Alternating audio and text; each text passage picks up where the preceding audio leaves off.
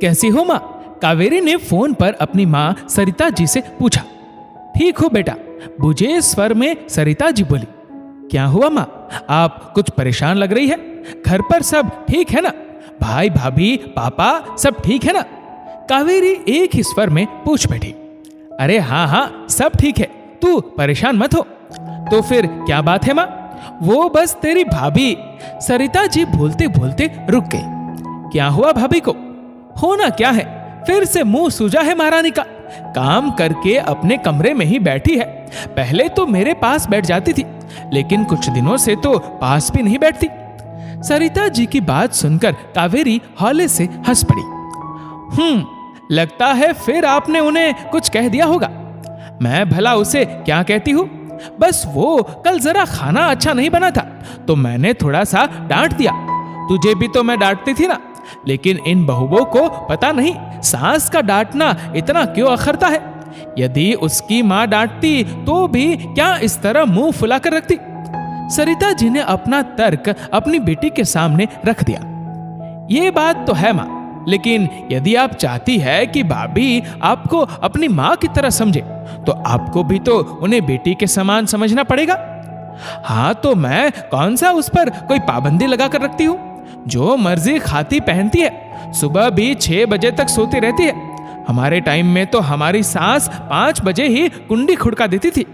मजाल जो सर से पल्लू भी सरक जाए। तेरी भाभी तो सूट भी पहनने लगी है। सरिता जी एक एक चीज गिना रही थी कि उन्होंने अपनी बहू को कितनी छूट दे रखी है। माँ, यही तो मैं भी कह रही हूँ कि आपने भाभी को छूट तो दे रखी है, लेकिन क्या भाभी बिना आपकी इजाजत के अपनी मर्जी से कुछ कर पाती है? आपने भाभी को सूट पहनने की इजाजत तो दे दी, लेकिन हर वक्त उन्हें दुपट्टा लेकर रखना पड़ता है, जबकि मैं उस घर में यूं ही नाइट ड्रेस पहनकर भी घूमती रहती थी। मुझसे यदि खाना खराब बन जाता था तो आप डांटती थी, लेकिन भाई और पापा के सामने यही कहती थी कि धीरे धीरे सीख जाएगी।